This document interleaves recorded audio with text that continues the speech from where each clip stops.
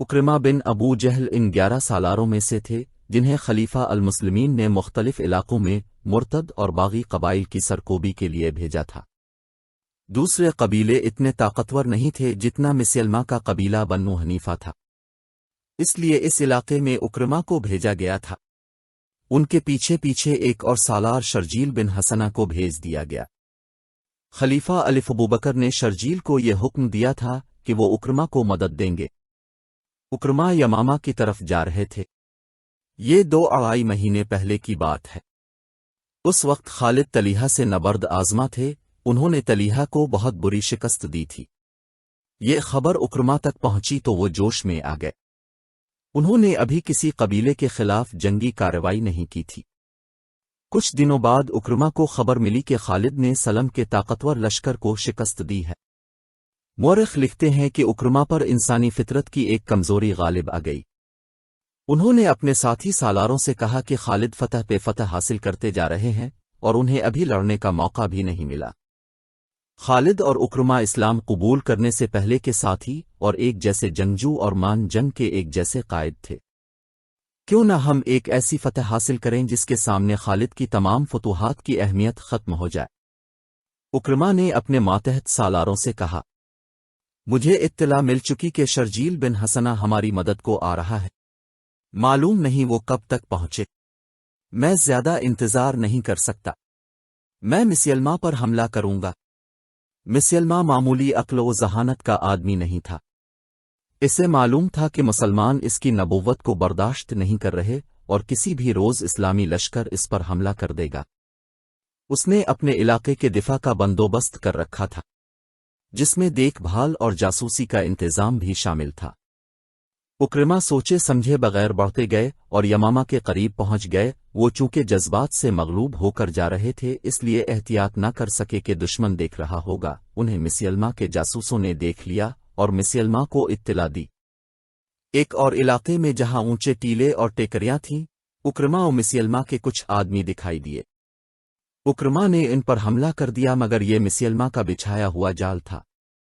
مسلمہ نے وہاں خاصا چھپا رکھا تھا، جس نے دائیں بائیں سے اکرمہ کے لشکر پر حملہ کر دیا۔ اکرمہ اس غیر متوقع صورتحال میں سنبھل نہ سکے۔ مسلمہ کے لشکر نے انہیں سنبھلنے دیا ہی نہیں۔ اکرمن کے ساتھ نامی گرامی اور تجربہ کار سالار اور کماندار تھے، لیکن میدان دشمن کے ہاتھ تھا۔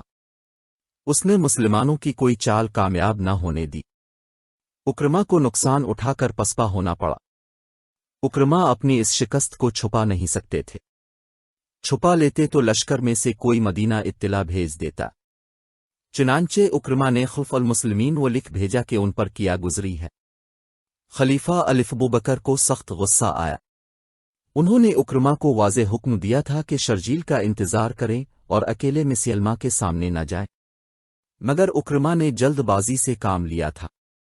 ابوبکر نے اکرمہ کو جو تحریری پیغام بھیجا تھا اس میں غصے کا اظہار اس طرح سے کیا تھا کہ اکرمہ کو ابن ابو جہل لکھنے کے بجائے ابن اکرمہ، اکرمہ کی ماں کے بیٹے لکھا۔ یہ عربوں میں رواج تھا کہ کسی کی توہین مقصود ہوتی تو اس کے باپ کے نام کے بجائے اسے اس کی ماں سے منسوب کرتے تھے۔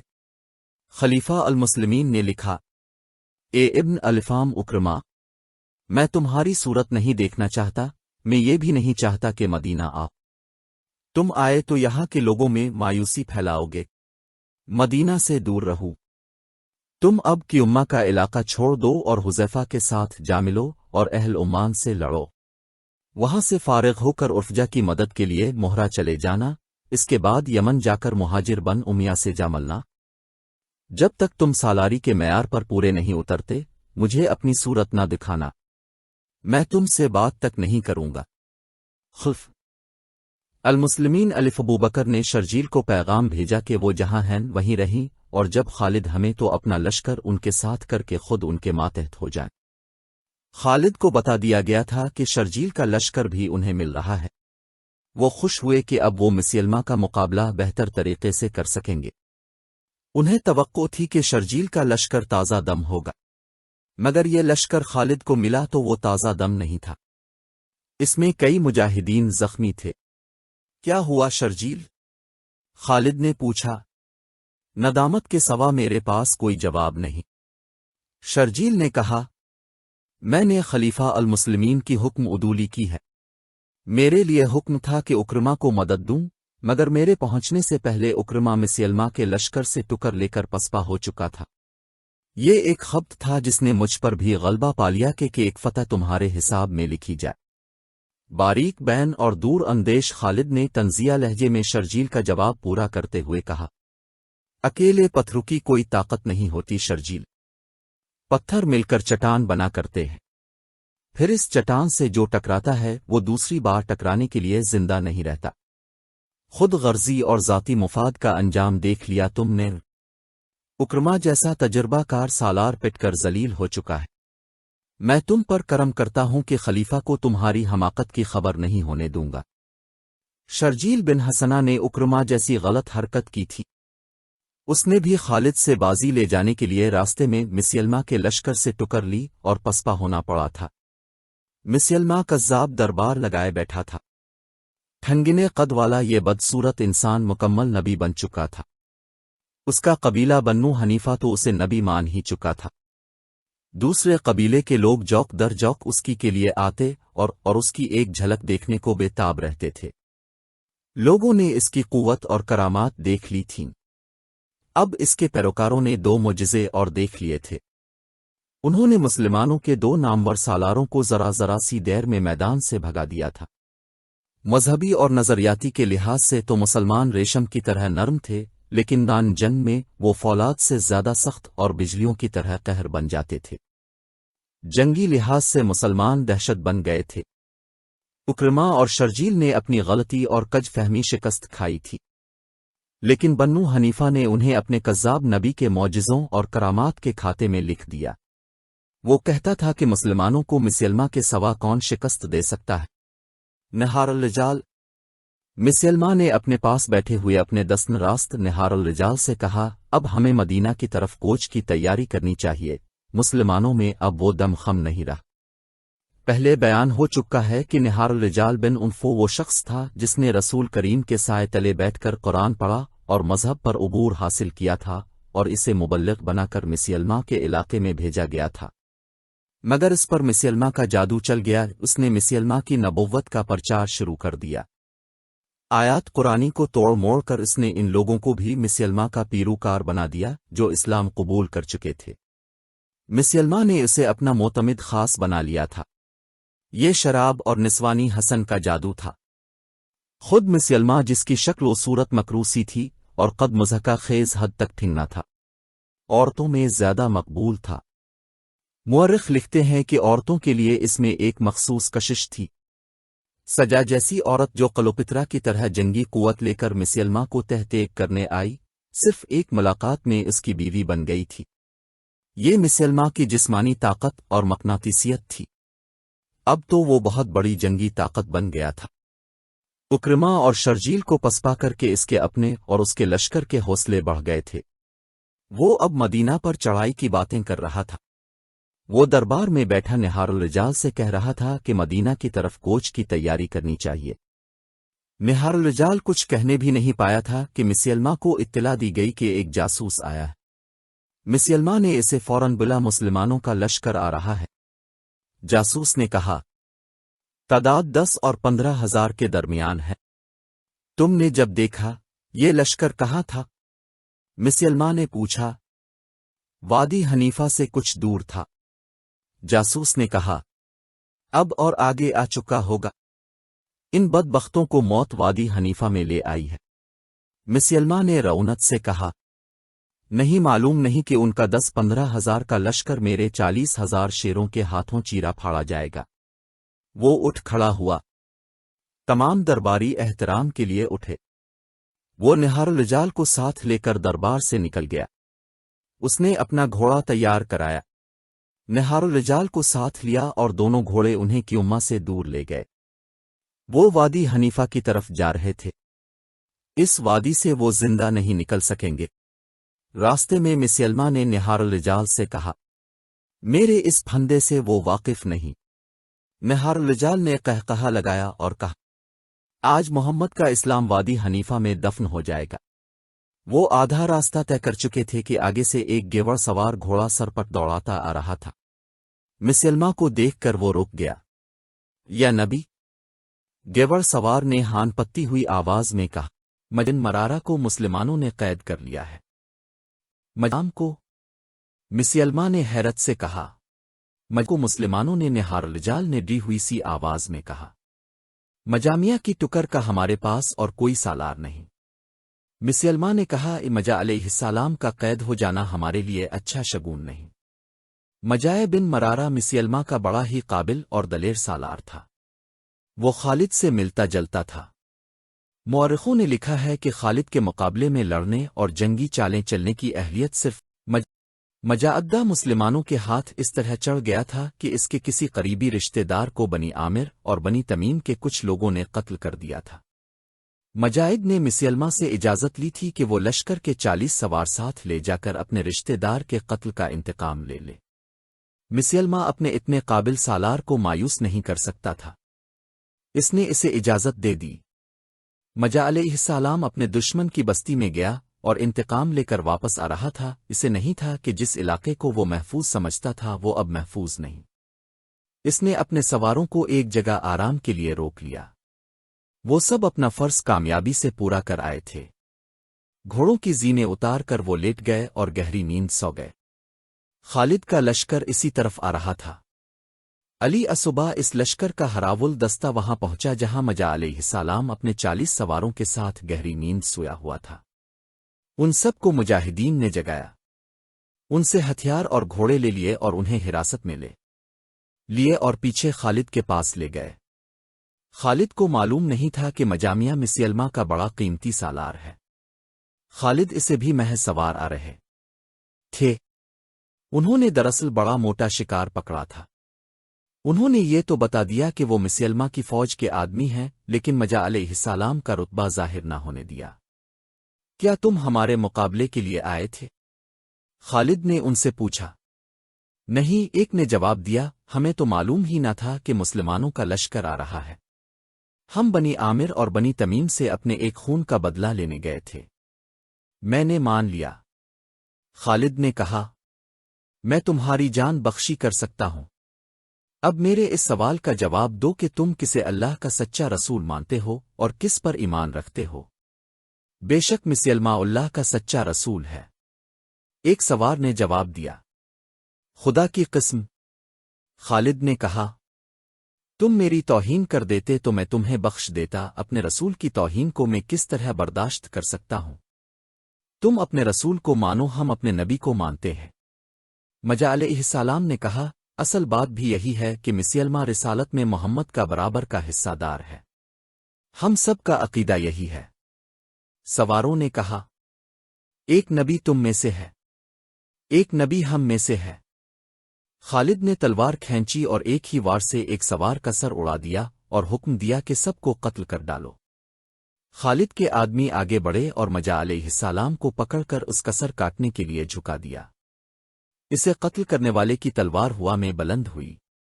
ہاتھ روک لو! قیدی سواروں میں سے ایک، جس کا نام ساریہ بن عامر تھا، چلایا۔ اس آدمی کو زندہ رہنے دو، یہ تمہارے کام آ سکتا ہے۔ انکشاف ہوا کہ مجامیہ بنو حنیفہ کے سرداروں میں سے ہے، لیکن یہ پھر بھی نہ بتایا گیا کہ یہ سالار بھی ہے۔ خالد دور اندیش تھے، کسی قبیلے کا سردار بڑا قیمتی پر امال ہوتا ہے، اسے کسی نہ کسی موقع پر استعمال کیا جا سکتا تھا۔ خالد مجا لیا، باقی سب کو قتل کرا دیا۔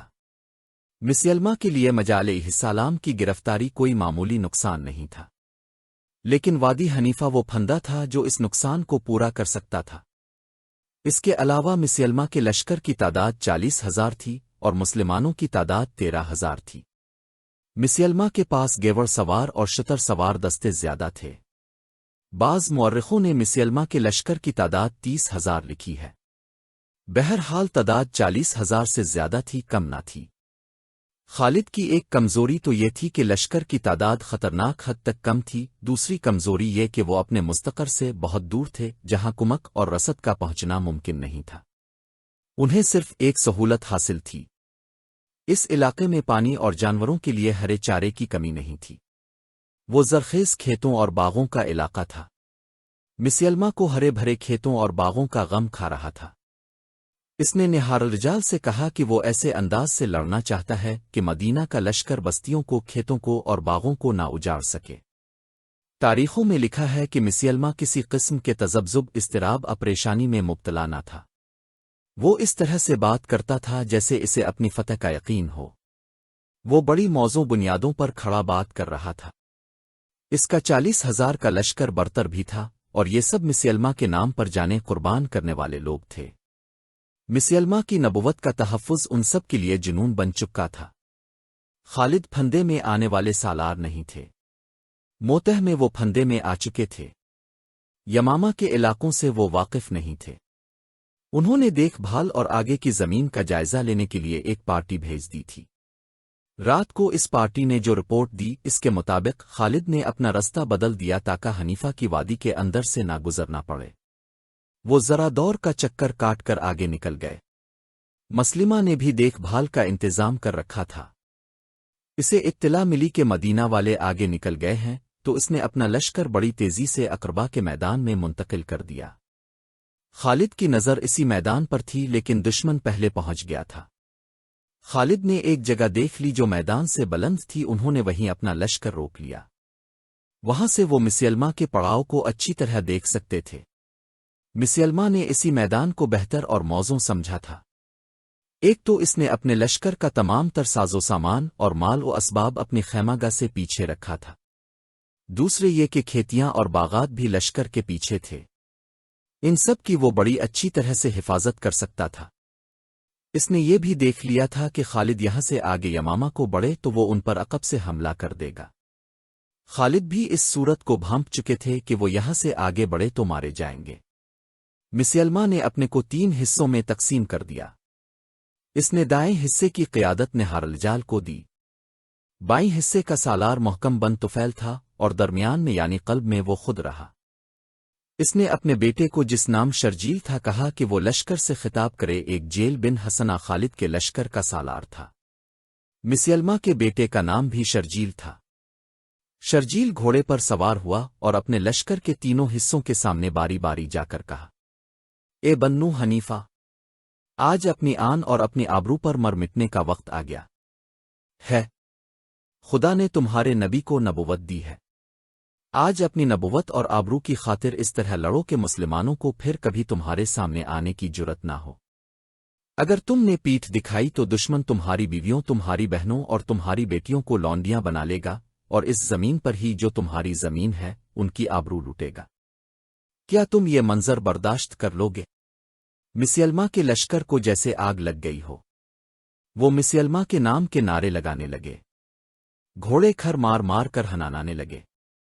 خالد اس صورتحال کا مقابلہ کرنے کے لیے تیار تھے کہ مسیلمہ کا لشکر ان پر فوراً حملہ کر دے گا۔ نفری کی افراد کے زور پر مسیلمہ کو حملہ کر دینا چاہیے تھا، لیکن مورخ لکھتے ہیں کہ وہ جنگ کے فن میں مہارت رکھتا تھا۔ اس نے حملے میں پہل نہ کی۔ اس کا خیال تھا کہ پہلے خالد حملہ کرے اور دفاع میں لڑا جائے، اور جب مسلمان تھک جائیں تو دائیں بائیں سے حملے کر کے انہیں ختم کر دیا جائے۔ اس دور کی تحریریں بتاتی ہیں کہ خالد مسیلمہ کی چال نہ سمجھ سکے۔ انہوں نے اپنے سالاروں سے کہا کہ مرتدین سے آمنے سامنے کی جنگ اس طرح لڑی جائے کہ اسے اپنے دستوں کو ادھر ادھر کرنے کی مہلت نہ ملے اور وہ دفاعی لڑائی لڑتا رہے۔ خالد کو توقع تھی کہ 13,000 سے 40,000 کو اسی طریقے سے شکست دی جا سکتی ہے کہ اسے کوئی چال چلنے کا موقع نہ دیا جائے۔ اس وقت کے رواج کے مطابق خالد کو بھی ضرورت محسوس ہوئی کہ اپنے لشکر کا حوصلہ بڑھائیں۔ خلیفہ المسلمین نے خالد کی مدد کے لیے جو دستے بھیجے تھے، ان میں قرآن کے حافظ اور خوش الحان قاری بھی خاصی تعداد میں تھے۔ اس دور کے حافظ قرآن اور قاری ماہر تیغ زن اور لڑنے والے بھی ہوتے تھے۔ وہ مسجدوں میں بیٹھے رہنے والے لوگ نہیں تھے۔ اس کے علاوہ خالد کے ساتھ وہ لوگ بھی تھے جنہوں نے ہر میدان میں اپنے سے کئی گنا طاقتور دشمن کو شکستیں دی تھیں۔ خالد کے لشکر میں عمر کے بھائی زید بن الخطاب اور ان کے بیٹے عبداللہ بھی تھے۔ اس کے علاوہ ابو دجانہ بھی تھے جو جنگ عہد میں ان تیروں کے سامنے کھڑے ہو گئے تھے جو رسول کریم پر آ رہے تھے۔ انہوں نے اپنے جسم کو اب کی ڈھال بنا دیا تھا۔